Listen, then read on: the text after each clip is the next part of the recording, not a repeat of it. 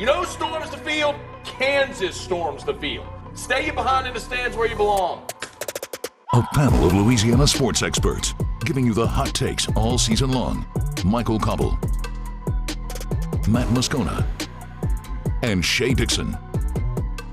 This is Sports Takeover.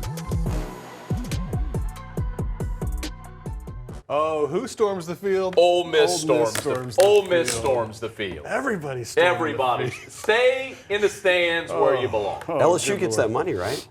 They do. How about that? 100K. That's pretty good stuff. Welcome in, everyone, to what should be a pretty spirited sports takeover. I'm Michael Cobble, joined by Shay Dixon of On3.com, the Bengal Tiger, and, of course, Matt Moscona of After Further Review on ESPN Radio here in Baton Rouge. Guys, we've had a couple of days to let this loss sink in. It certainly didn't look any better in review, but we're going to talk about it all the same. A game that really set LSU back, not only because of the loss, not only because of the way it happened, but also to whom that loss happened. You don't storm the field. LSU now on par with Ole Miss, or actually falling behind. And it really has everything to do with this LSU Tiger defense. Let's roll the tape and take a look at it, because it was bad from the beginning.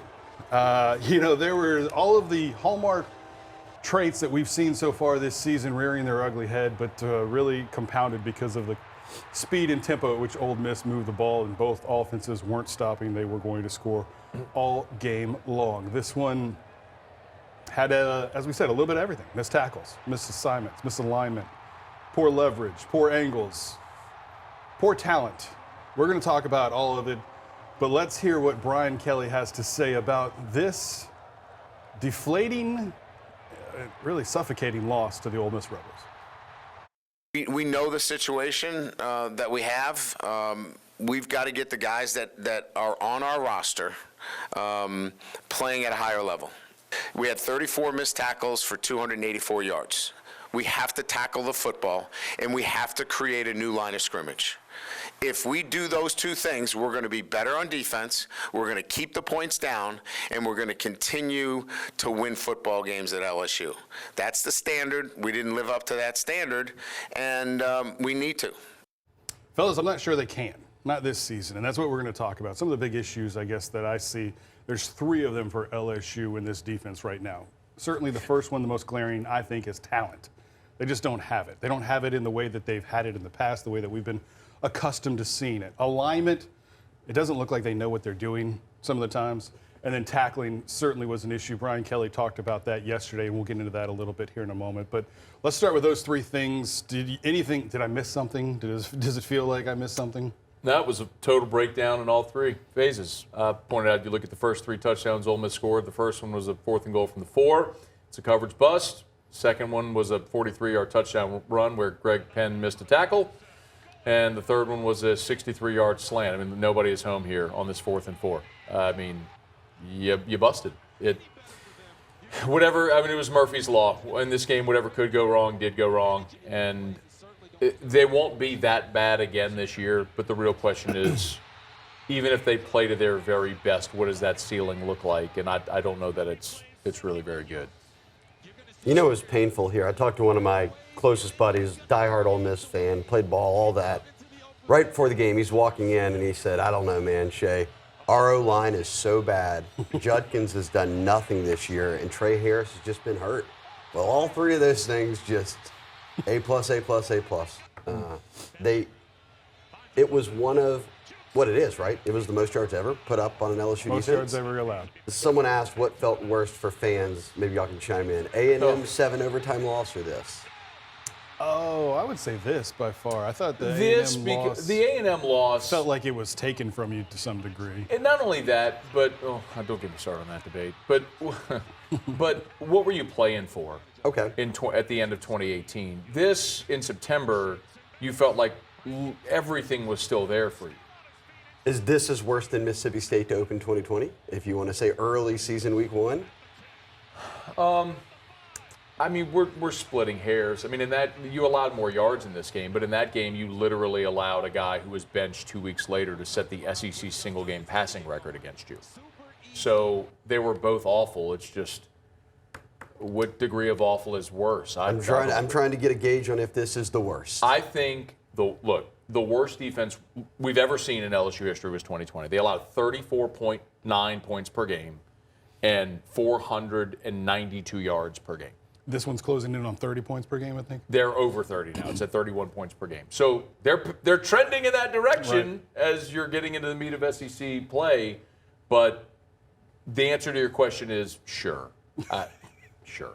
I mean, so one of the points that I think is just the talent is not there. And this is one of the things that we're going to hear from Brian Kelly is that he can't come out and say that. I mean, but you can look at the roster and realize it. For the last couple of years, they're getting players from McNeese. They're getting players from Southeastern. They're transferring Syracuse, Marshall, wherever it may be. These are not the players in the secondary that we're accustomed to seeing. And that's why we're not seeing the play in the secondary that we are accustomed to seeing. But it is now across the board. Tackling was such a real issue that they almost allowed 300 extra yards to Ole Miss yesterday on 34 missed tackles. Coach Brian Kelly talked about the missed tackles, but unfortunately, I don't see that getting better this season. We recognize the importance of tackling, how important it is, and how it impacted this game. I think it was, over 285 yards after misses that led to their offense, and tackling was at the center of it. So, we have to be able to look at, are we spending enough time given the circumstances, and those would be the adjustments we would make. I said yesterday, I think you have to spend as much time as possible on that because they're not getting anything right, but you need to start at tackling. Guys, do you see any fixes in the future for tackling this season? I don't think that's something that necessarily gets better during the course of a year. I don't know. The tough part about it in today's football is we all go out to fall camp, so they don't do live tackling. So when you don't practice tackling, how can you get better at tackling?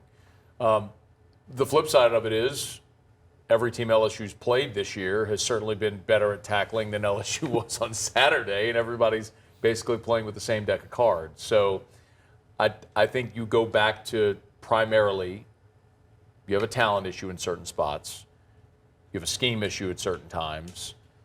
Whatever the reason, the vomit always goes back up the ladder. It's always on coaching because the coaches recruited the players, the coaches are coaching the players, the coaches are not conveying their message to the players for whatever reason. You talked about that, and you talked about scheme. Then a lot of people are talking about the job Matt House is doing this year as the defensive coordinator. Last year they made it work. This year it's not working at all. And a lot of people are wondering, does that change his job status?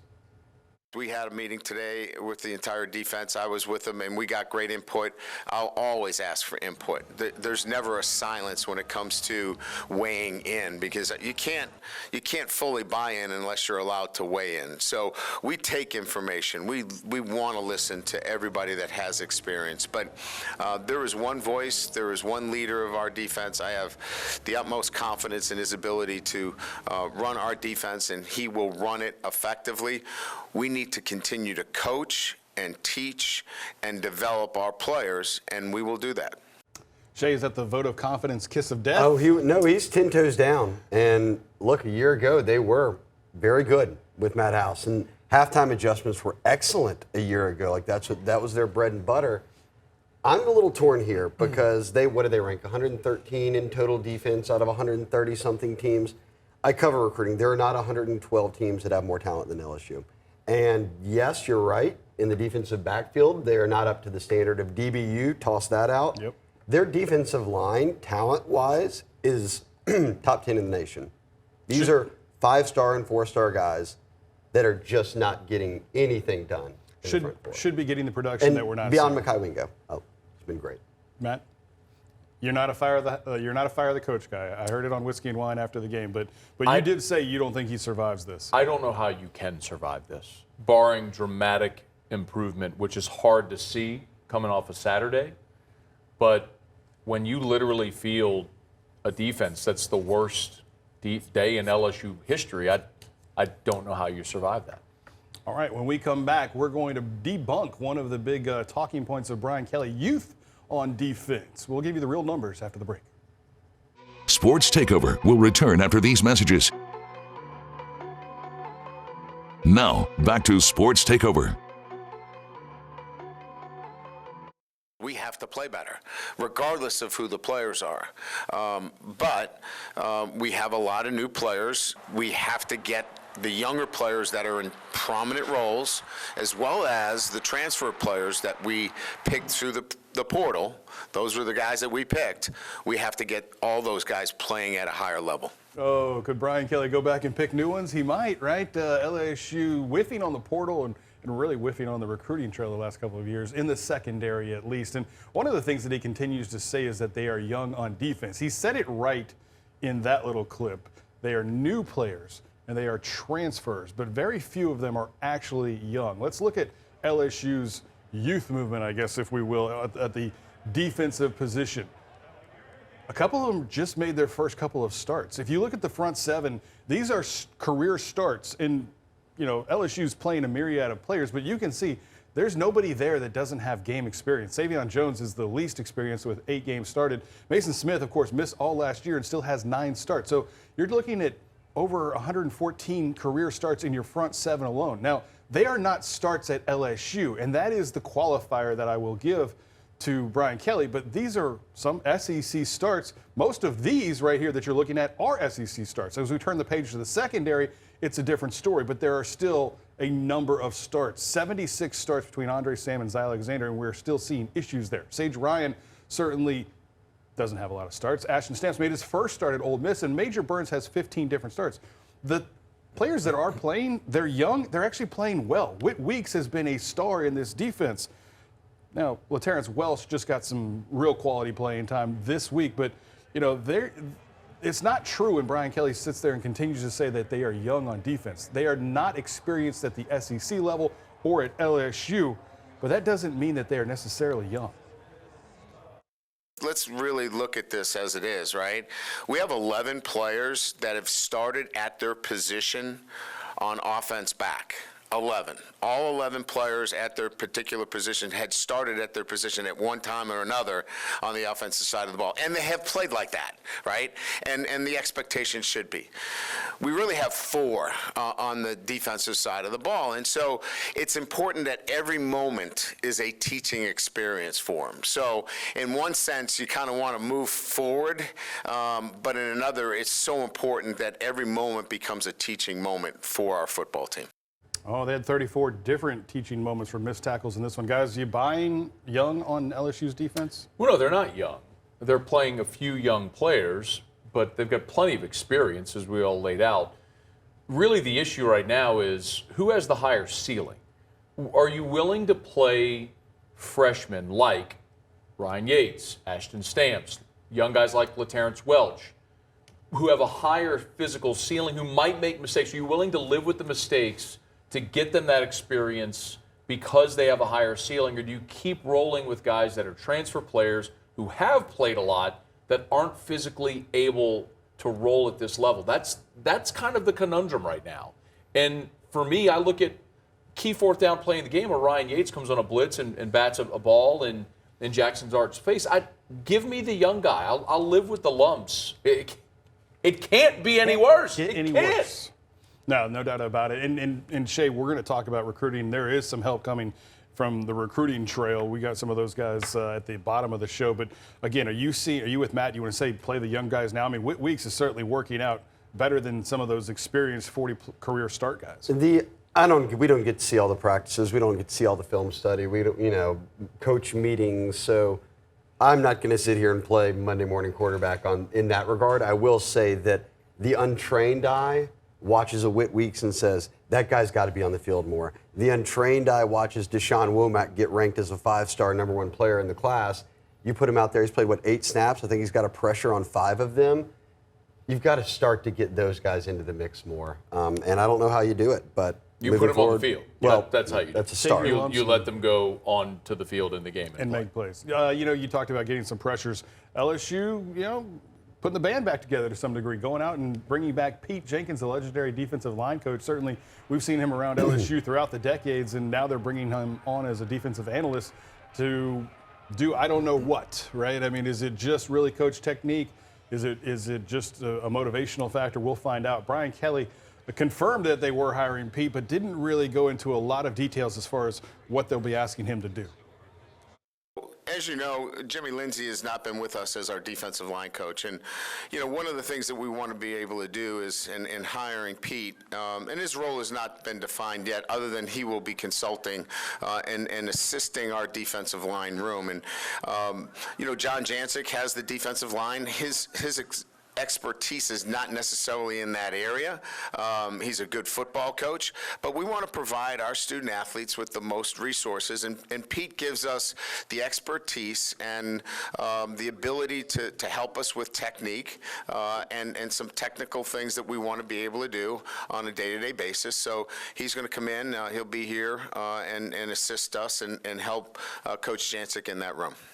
Well, as Matt said, it certainly couldn't hurt. Let's hope that it helps. When we come back, we're going to talk about the bright spot of this LSU Ole Miss game, the offense, and it is shining bright after this.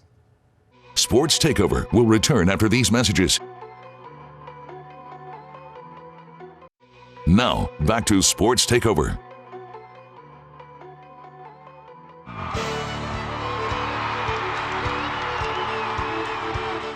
Two receivers left, two to the right.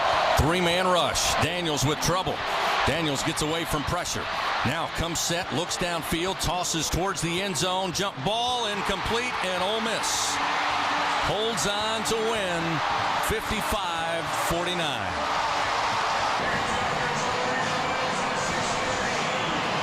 And they are storming the field here at Vaught Hemingway. They were, Matt. They were on the field. LSU couldn't make the play at the end, but we are not going to criticize Good look, this LSU by the way. offense. Good look. How does Hill he get almost pressure? got it. Three-man rush, and he still I think gets it was pressure. a two-man rush. Was it really? Yeah. I mean, spin move, turns, as Shea said, set his feet, throw a dart. And really, it was interesting because there were no real options. When you go back and look at the other, at the wide, everybody else kind of just gave up on their routes, and they're flooding the middle of the field, so you just cranked it and let it go. But this LSU offense certainly looked great right from the start, trying to match score for score. Didn't exactly get going, got down in a hole, but then managed to battle back. And what can you say about Brian Thomas? 3 touchdowns on the day, LSU racking up 600 yards of offense. Jaden Daniels, once again, dynamite. I think, 414 yards and 4 touchdowns. Just a remarkable performance from him, kind of matching, and really in the pressure situation where you got to have it. Once again, this offense makes plays. Your thoughts on the offense, Shea? Oh, it's brilliant. I mean, you talk about the step that Jaden Daniels has made from a year ago to now, when everybody said, oh, let's see him work the deep ball more. He's dropping it in the basket every single time now. That shot to Kyron Lacey was incredible. Brian Thomas and Malik Neighbors have upped their game in a big way. They have found an RB1 in Diggs. They've found a running game, credit to Denbrock, who switched things up there. O-line's great. I mean, I did the math yesterday. Just give it, he's averaging, Daniels, 400 yards a game right now. Give him 12 games in a bowl game, 5,800 yards. That's about 300 yards short of Burrow's record for total yards in 15 games. So Incredible. I think that's why Brian Kelly got mad there at the end yesterday and said, this is what we're wasting. Yeah, listen to Brian Kelly get a little testy. It was interesting because, the 2019 team, prolific. It won the national championship. These numbers are starting to look like those kind of numbers. That's the kind of offense that we're talking about. And that's why it's so darn important to play better defense. That's why it's so important, because when you have an offense like this, you want to be able to showcase. Absolutely. And it doesn't get the showcase because all the questions here are about the defense. And I understand that. Totally understand that. So that's why it's so important that we do the things necessary to get the points down so we play better defense. Matt, anything the offense could have done differently? Play a little bit more keep away? Listen, I know at the end of the game scenario, LSU tried to go into a 5-minute offense, and they weren't able to bleed the clock. You roll Jaden Daniels out to the right. Man, if you're nitpicking the offense on a day when you put up 600 yards and 49 points, in no reality ever should the LSU football Tigers score 49 points, put up 600 yards of offense, and lose. If you're sitting here today or at any point this week nitpicking anything on that offense, you're just wrong. Stop talking. All right. And they weren't playing Tua and Waddle and Judy and Devonta Smith and Najee Harris and all those guys. This wasn't that game going back and forth. This was an Ole Miss offense that was struggling to beat Tulane. Bro, what happened? Oh, my God. What happened? I get Brian Kelly's frustration because we talked about at the beginning of the season, the offense we thought was going to be really dynamic. They are probably even better than we thought. Way better. The defense just had to be good enough. Competent. They had to be a good enough complementary piece to a great offense, and they're just not. Well, I'm kind of not on offense. I thought one thing Brian Kelly did say yesterday, which is true, I said it all offseason, Mekhi Garner and Jarek Bernard-Converse saved this team a year ago. And you had Jay Ward, who's on an NFL team right now. Those three guys at corner masked so many deficiencies that you could have had if you didn't hit in the portal. And you see what happens this year. Those guys don't look like they did a year ago with Garner and Bernard-Converse. One of those guys didn't even make the trip. So what does that tell you about their Well, situation? Deuce Chestnut also wasn't in the names he mentioned moving forward. He said we have 4 corners and did not mention Deuce Chestnut. Who sat at home instead of traveling with the team to Oxford. So they are not the team that they thought they were, as Brian Kelly said right out of the gate against Florida State, how prophetic his words are now. When we come back, we are going to talk about a little bit about recruiting because there is some help along the way. It doesn't help this season, though. Sports Takeover will return after these messages. Now, back to Sports Takeover. All right, welcome back, everyone. Is help on the way? Our own Shay Dixon of the Bengal Tiger on 3.com. This is who you have as verbal commitments. Guys that can make an impact next year, Shay? Yeah, that's the best signing class they've had in the defensive backfield, or they will have, I should say, when they sign, in a number of years. Certainly since the 2019 season, I would say. Deshaun McBride out of Denham is a top 5 safety in the country. He'll push for one of the top safety rankings in the country. He's been phenomenal. He's such a great cover safety. Joel Rogers, great player at West Feliciana, plays both ways.